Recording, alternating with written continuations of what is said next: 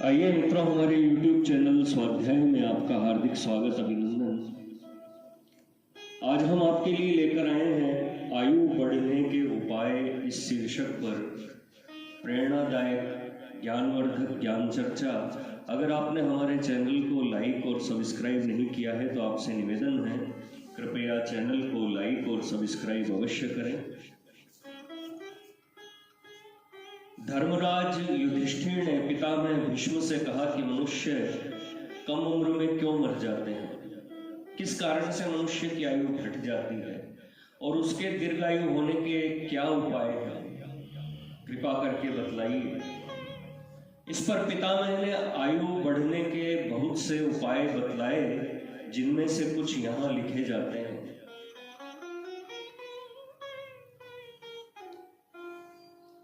उनमें से कुछ उपायों के बारे में हम आपसे चर्चा कर रहे हैं।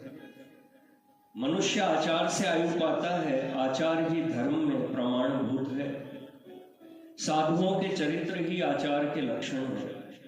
नास्तिक, क्रियाहीन, गुरु और शास्त्र का अपमान करने वाले दुराचारी आयु रहित होते हैं। शील और मर्यादा रहित तथा सर्वदा चाहे जहां मैथुन करने वालों की आयु नष्ट होती है। सदाचारी, श्रद्धालु और ईर्ष्या रहित पुरुषों की आयु बढ़ती है। जो क्रोध, कपट और हिंसा नहीं करता वह दीर्घायु होता है। व्यर्थी कंकड़ फोड़ने, तिनके तोड़ने, नाखून कुतरने वाले तथा सदा उच्छ्वसित रहने और चंचल मन वाले लोगों की आयु कम होती है।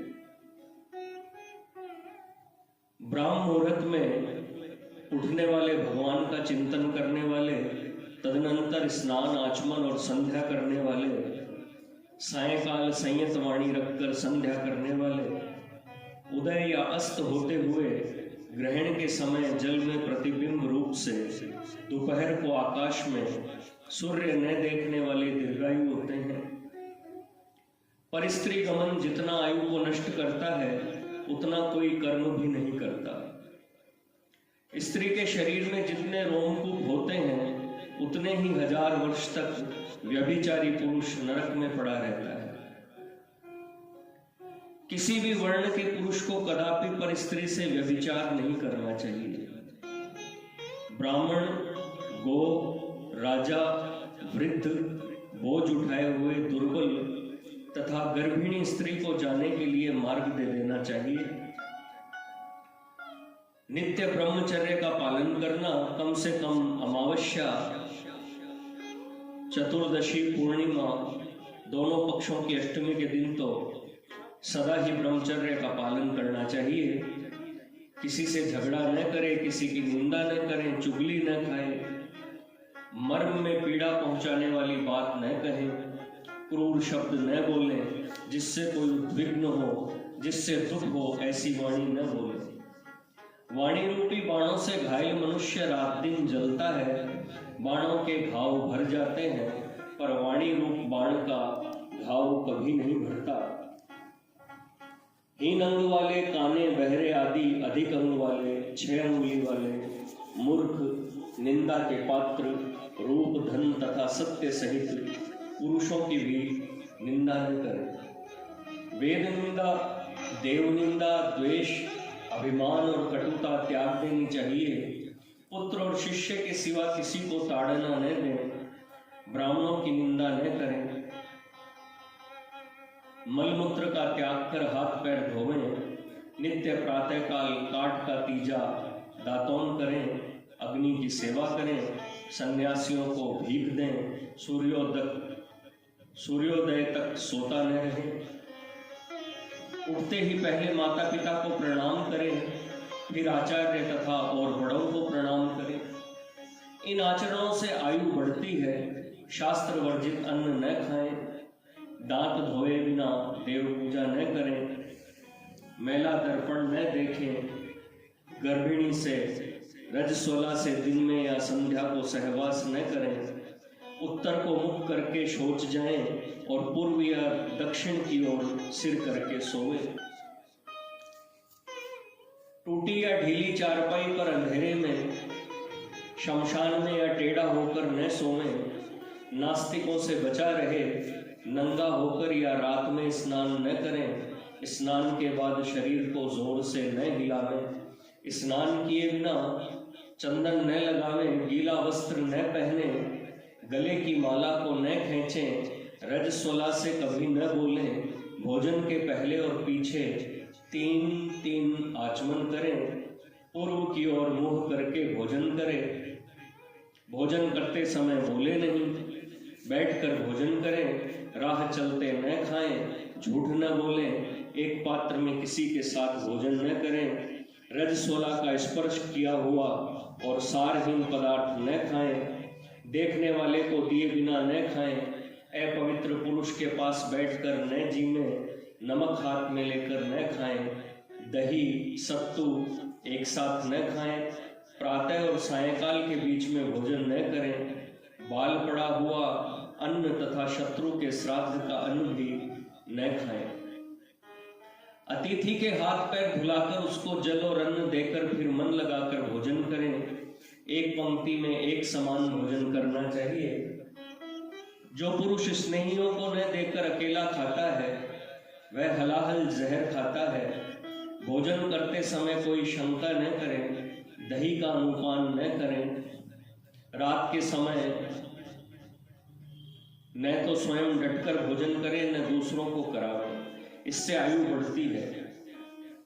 तुष बाल पांख और ठीकरों पर खड़ा न हो, खड़े होकर राख में गौशाला में मूत्र त्याग न करें, पैर धोकर जीवें और सूखे पैर सोवें, अग्नि गो और ब्राह्मण रूपी तेज का झूठे मुंह स्पर्श न करें, वृद्धों के घर आने पर उठकर प्रणाम करें, आसन दें, दोनों हाथ जोड़कर पास बैठें, जाने लगे तो पीछे पीछे जाएं, नंगा होकर स्नान व शयन न करें, मस्तक के केश नहीं खींचें, मस्तक पर प्रहार न करें, दोनों हाथों से एक साथ सिर न खुजलावें, बार बार मस्तक से स्नान न करें, मस्तक में तेल डालकर तेल के हाथों से किसी अंग का स्पर्श न करें, उच्छिष्ट अवस्था में वेद न पढ़ें और न पढ़ावें, सूर्य अग्नि गौर ब्राह्मणों के सामने मूत्र त्याग न करें, गुरु से जिद न करें, क्रोध में भरे हुए गुरु का भी मान करके उसे प्रसन्न करें, देव पूजा के समय दूसरे कपड़े पहने, ऊपर के कपड़े नीचे के भाग में और नीचे के ऊपर के अंगों में न पहने, सोने के कपड़े अलग रखें, दूसरे की कभी निंदा न करें, अप्रिय वचन न बोले, क्रोध न करें, पापियों के साथ बातचीत या उनका दर्शन और संसर्ग न करें, बूढ़े संबंधी और दरिद्र मित्र को घर में रखकर उसकी सेवा करें, इससे धन और आयु बढ़ती है। महात्माओं की अत्यंत गुप्त बात किसी से न कहें, संध्या के समय विद्या न पढ़े और सोवे नहीं, रात को श्राद्ध न करें, भोजन के बाद हजामत न बनवावें, अच्छे कुल अच्छे लक्षण वाली कन्या से विवाह करें, जिसके अंग न्यून हो, जिसका प्रवर अपने प्रवर के समान हो, जो अपनी माता के कुल में उत्पन्न हुई हो, उस कन्या के साथ विवाह न करें। अज्ञात कुल और हीन कुल तथा पीले नेत्र और कुष्ठ रोग वाली कन्या से विवाह न करें।